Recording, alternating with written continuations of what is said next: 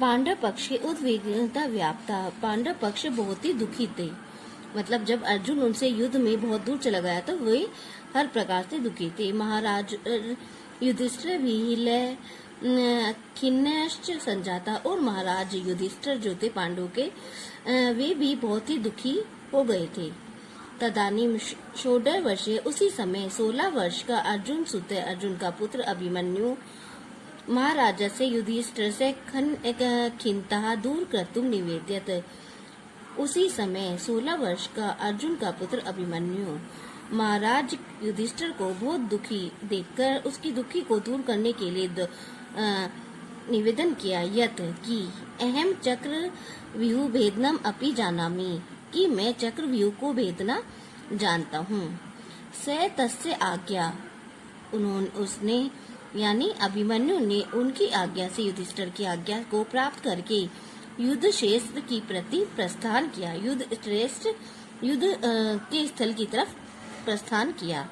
तस्य सहायता, उसकी सहायता के लिए युधिष्ठिर, भीम, सहदेव, नकुल उपस्थित था। उसकी अभिमन्यु की सहायता के लिए युधिष्ठिर, भीम, सहदेव और नकुल भी उपस्थित थे।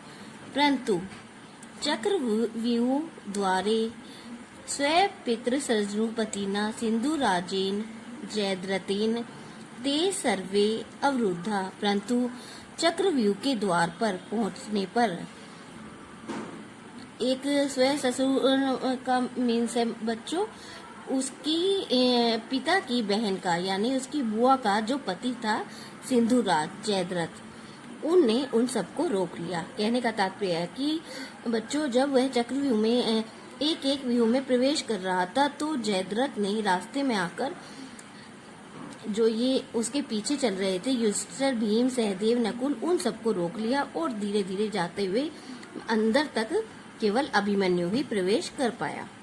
ते सर्वे चक्रव्यूह प्रविष्टु नैव सफला अभवन्। वे सभी चक्रव्यूह में प्रवेश करने पर किसी भी प्रकार से सफल नहीं हुए। किंतु अभिमन्यु एकाकी चक्रव्यूह प्रवेश है, किंतु अकेला, एकाकी में अकेला अभिमन्यु ही चक्रव्यूह में प्रवेश करके घोरम युद्धम कृत्वा, घोर युद्ध किया, भयंकर युद्ध किया।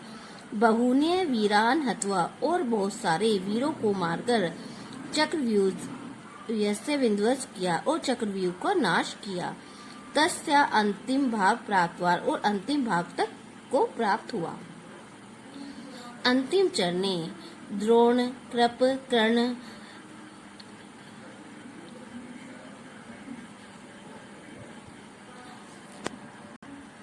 अश्वत्थामा, बृहद्बल, कृतवर्मा, जयद्रथ, सप्त महारथी ने मिलित्वा एकाकिन अभिमन्यु छलेन शस्त्र कृत्वा हतवान।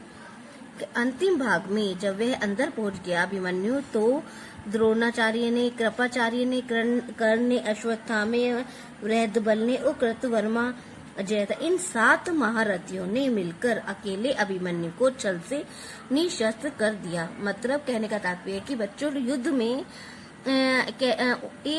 अगर कोई निशस्त्र हो जाता था यानी जिसके पास शस्त्र नहीं होते थे उससे कोई युद्ध नहीं करेगा, ऐसे नियम थे। लेकिन जब जब ये भीम पितामह, भीष्म पितामह युद्ध से अलग हो गए, जब वे शरशैया पर लेट गए तो युद्ध में किसी भी प्रकार से नियमों का पालन नहीं हो रहा था, तो उन्होंने अकेले अभिमन्यु को साथ अभी वीर लोगों ने एक अकेले बच्चे को 16 साल का था उसे निशस्त्र करके उसको मार दिया।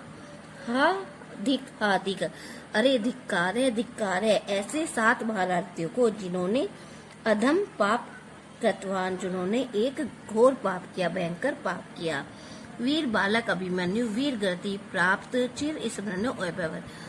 वीर अभिमन्यु वीर गति को प्राप्त हुआ और हमेशा हमारे स्मरण में रहा। मतलब कहने के आते कि उस बालक ने जितना अधिक वीरता से युद्ध किया वैसे शायद ही महाभारत में किसी ने वीरता से युद्ध किया हो, जो कि इतने सारे महाभारतियों को एक साथ लगातार युद्ध किया। आपने पिक्चर में भी देख लियो, आपकी लेसन में है कि वो अकेला ही युद्ध कर रहा है। उसने रथ का पहिया भी उठा लिया है और चारों तरफ से लोग उसके ऊपर वार कर रहे हैं, लेकिन वो किसी प्रकार से घबराता नहीं है। Okay student, next paragraph.